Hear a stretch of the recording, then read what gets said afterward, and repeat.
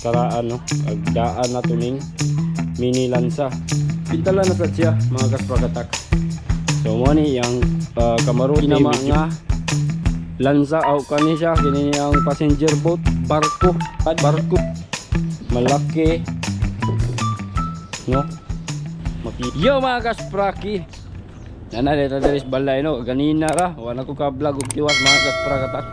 So mara to siya no ang mga kuha nato karong adlaw. Kuha na lang ganina mga kaspraki.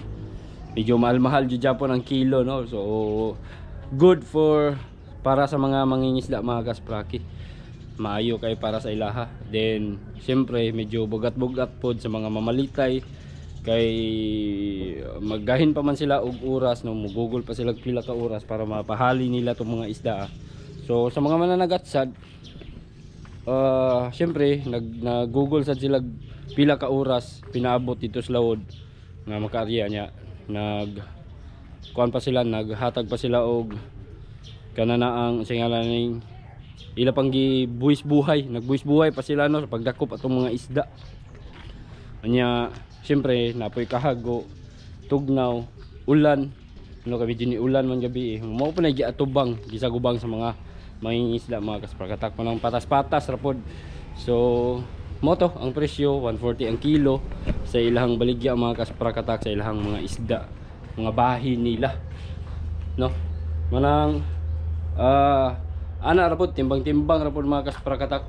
So depende na pud to sa mga buyer kay siyempre nag-buy and sell man to sila gikan dito sa source no, sa mga mangingisda ilang gipalit tag 140 ang kilo. So mupatong na pud to sila mga kasprakatak, depende na nila kung pila patong nila, siguro 140 nanay mo baligya atong tag 200, 180 or 160. At least meron silang profit kahit papano mga kaspraki.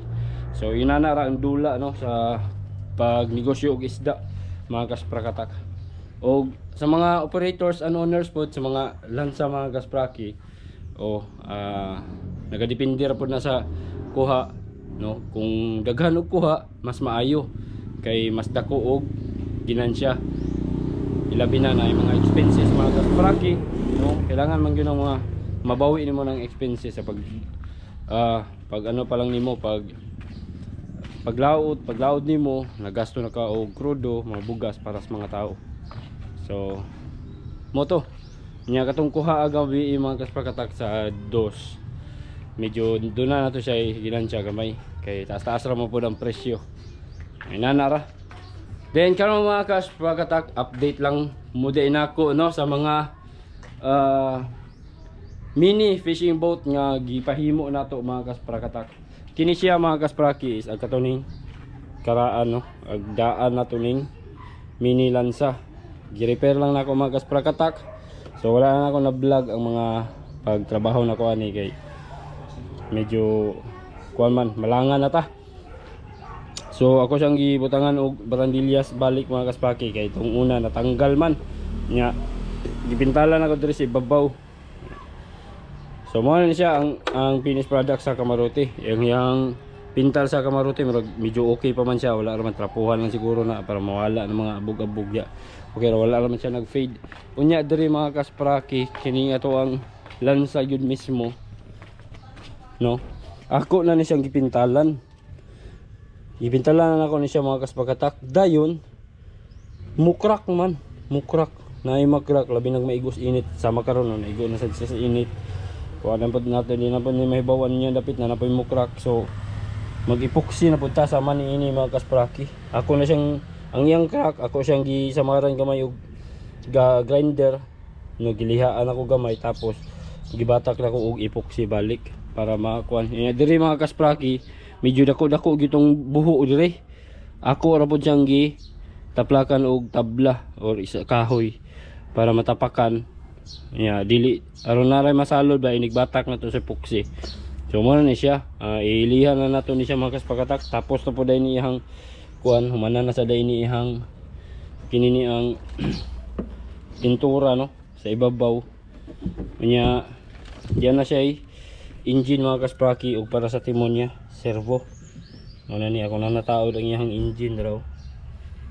Ready na po ni siya, andam na po ni siya mga kasprakatak para sa pag-testing nato So medyo nindot na ni siya nga muntada mga kaspraki, kay fit na jud kayo ang iyang ihi ug ang iyang joint, no, nag-upgrade ta gamay nya. Ang iyang motor mount is nindot na sad, no, gipalitan gyud nato mga kasprakatak nya. Mo ni yung propeller na nasad sa timon, kulang na lang ni siya og mga gamay pang mga dugangunon mga kaspraki. Di pa nato matrabaho karon kay medyo busy pa, may lakad pa kami ngayon mga kaspraki. Og sa usa mga kasprakatak na pa isa update day tuod dining isa ka lansa na pintala na sad siya mga kasprakatak. So mo ni yang kamarote medyo giflat siya diri, no, giflat siya diri sa bungbong. So design na siya por kuan naman na siya, dili man gina siya ingon nga sakyan jud sa tao, no. Ug sa tinuod pa lang jud wala na jud siya agian ng diri kilid, no, kay gi-level man ang iyang bongbong sa kamarote og diri sa bongbong sa mismong bangka. So maglisod na gyud og tao agi kung sa tinuod lang gyud, no, nga lansa ni. Maghimo na pud ta og kuan siguro diri lagusan para sa mga tao para maka-access sila diri sa likod, no, pananglitan og kuan. Pero kuan naman ni siya, dulaan lang man ni siya. So okay na siya nga design, at least nindot ra pud siya lantawon. So color niya sa ibabaw blue, rebete yellow, dayon pula ang pinaka bottom sa mga lansa. So yun, no, kini mga sakayan ng mga kasprakatak ginabaligya man sad ni. Doon na sad ay nagka-interest ani, doon na ni saad, doon na mo palit ani mga kasprakatak. So iyan ning gisaaran. So mga pila ka adlaw kay ordera naman sa niya og mga parts and accessories para sa engine, kay iya pagkabit sa dire nya. Pabutan na nato to yung mga ipang order mga kasprakatak, taga diri lang man siya. Iya ning tauran pod og engine. So montara na po na siyang makina mga kaspraki. Then doon na sad tay mini racing boat, isa ka buok. Ayan, kani siya gibaligya gyapon ni mga kaspraki, baligya gyapon ni siya nya, nahali na. Wala na kay nako na update ang mga panghitabo ani niya mga lansa-lansa nato, no, kay medyo busy pod kay grabe mga kasprakatak. Tulo ka account ang gina-uploadan nako og videos, usa na ning sa YouTube, nag-upload sa ta sa ato ang duha ka account sa Facebook, no, mag-ana-ana ta manang madugay, no, manang watay time kayo nya ang atong mga buluhaton madugay sad og gama sama atong ato ang gi-repair nga bangka mga kasprakatak og gigugulan lang gyud nato tog oras, no. Dali na dugay na siyang nahuman, galing lang kay naga-edit pa ta, tulo ka account gina-uploadan. So lisod jud kay Apson mga kaspraki, manang watay time nga maggama-gama og kan, sabi nag maka-vlog na ta, makasugod na tag vlog, makahimo na tag mga kan. So kung unsa inyo mga nakita diya sa ako mga vlog diya sa Facebook, mo na siya mga gipaggama nato mga kaspraki. So mag-edit pa man gud, manang watay time, wala man tay editor, no, puro atong oras sa pag tutok og paghimo ini mga inaning butanga mga kasprakatak. Kung buot lang gani gyud unta ako ray mo pintal pud ani, sa ino lang pagpintal, di ba? Galing lang kay medyo busy tas pag-edit. So gipapintalan na nato og lain. Ya, wala na pala ako na vlog. So duha din siya kabuok mga kaspraki. Yung isa ni is nandun, dipintalan sad to, atong subayon karon. Tara, let's go. Og sa di pa dayta madto dito sa Pikas mga kaspraki, ako sang ipakita ninyo kining gibuhat sa koy gagaw nga si Raisan. Ang iyang usapon nga ginama nga lansa o kani siya kini ang passenger boat, barko gini siya mga kasprakatak. Unya kini day tuod, no, pag post nako gahapon ini sa Facebook na agi dayon nang utana tungod sa kanindot og ka mura gyud siya realistic nga pagkabarko mga kasprakatak, no. Pero sa tinuod lang, dulaan lang na siya.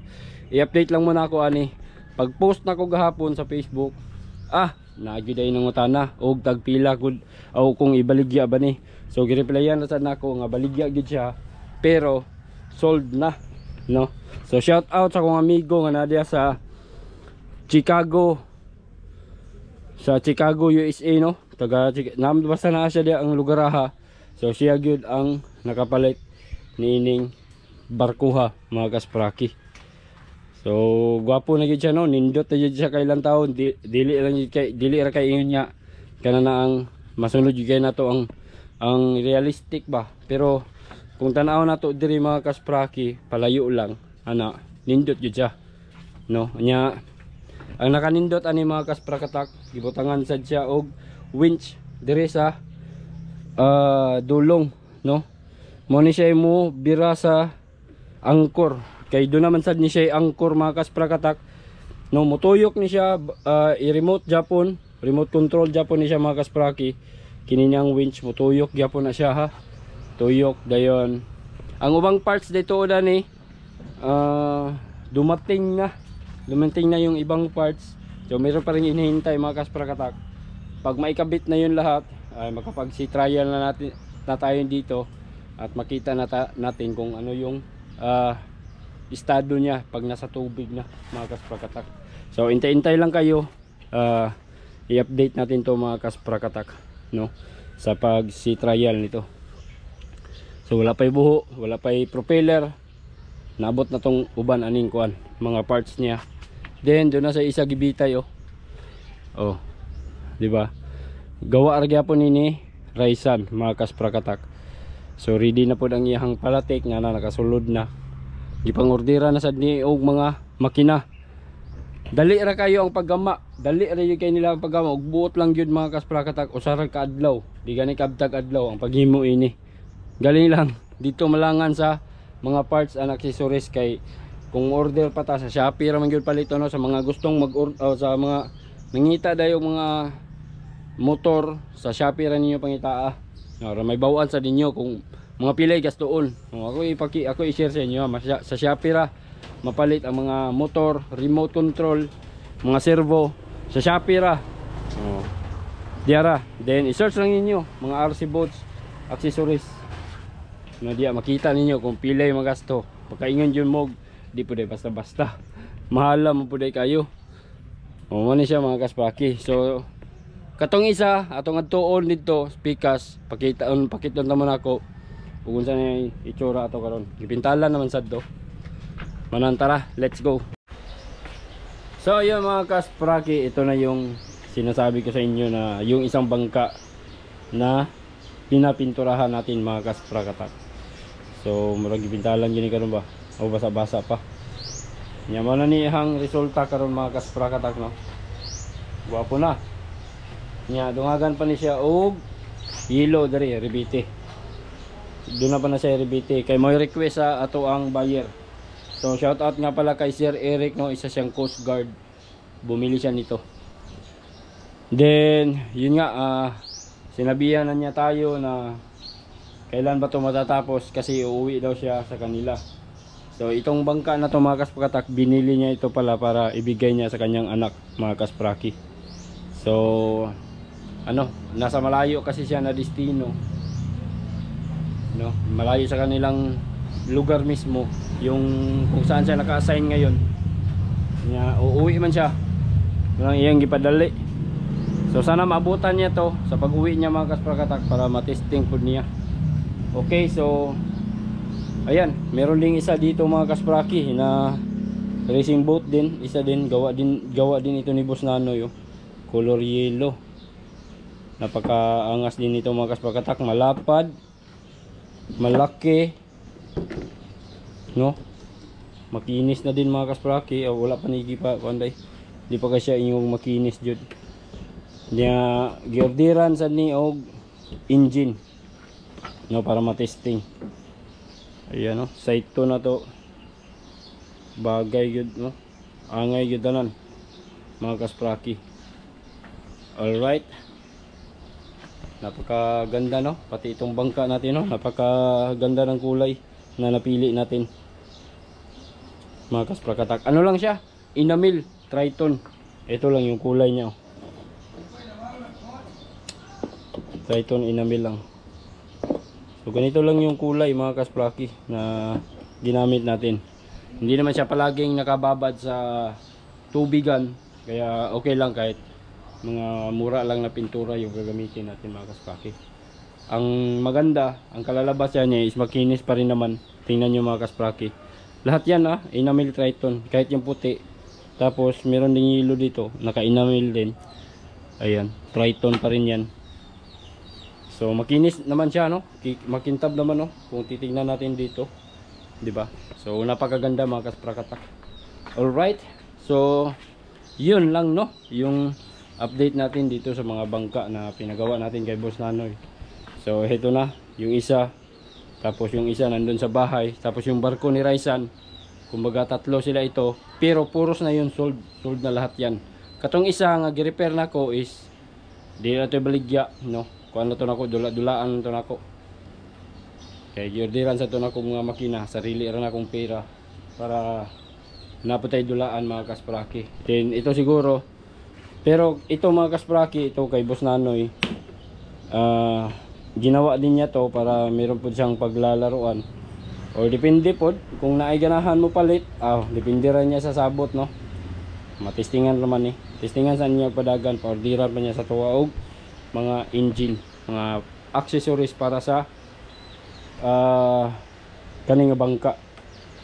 So ano-ano bang mga kailangan nito, no? Bibili tayo ng motor, syempre lagyan natin ng motor. Bibili pa tayo ng servo motor para sa timon mga kasprakatak, na siya yung nagtutulak-tulak sa timon dito. Syempre hindi naman gagana yung servo motor at saka yung motor mismo. Kailangan natin ng ESC, speed controller, no? Electronic speed controller. Bibilihan pa natin yon. At paano natin pagganahin yung ESC? Bibili na naman tayo ng battery. So 2S or 3S battery, pwede na yun mga kasprakatak, para sa mga ganito kalaki, no? 3S battery. At paano naman natin niya patatakbuhin mga kasprakatak? So kailangan naman natin ng remote control. So bili tayo ng transmitter at receiver. So yun lang, no? Remote control, transmitter at receiver, ESC para gumana yung dalawang motor, servo at saka yung motor mismo sa pagtakbo. Siyempre bili din tayo ng iba pang parts mga kasprakatak. Bili tayo ng ano tawag doon, shaft, no? RC boat shafting. Tubo niya, siyempre napoy rudder. Ang mga rudder mga kasprakatak, dali ra man na gamon, dili ra nato na gamon diri sa atoa. Bibili ka ng rudder, meron din binibenta yung timon ba. O napoy ibaligya ana mga kaspraki, no? So moro na siya mga parts mga kasprakatak. Sana meron kayong natutunan at meron kayong idea kung paano, kung ano yung mga kailangan gamitin para sa RC boats. Uulitin ko, transmitter at receiver set naman na sila. Servo motor isa para sa timon, tapos isang motor, brushless motor para sa pagtakbo niya. Propeller shaft, rudder yung timon mismo, 3S battery at saka electronic speed controller or tinatawag natin na ESC. Muna siya mga kasprakatak. No, sana may karoon kayo ng idea kay para kung gagawa kayo ng mga ganito mga kaspraki, alam nyo na yung lahat ng mga kailangan para mapatakbo ninyo itong mga ganitong laruan, no, sa tubigan. Sa mga ano lang yan sa mga wala pang alam ba, na mga nagbalak na gustong magkaroon ng ganito, gustong gumawa ng ganito, gustong maglaro ng ganitong laruan. Okay, so that's all for now mga kaspraki. Maraming salamat at sana mayroon kayong natutunan. So yun, update ko na lang kayo kung ano natin to, mag trial na tayo. That's all, bye bye.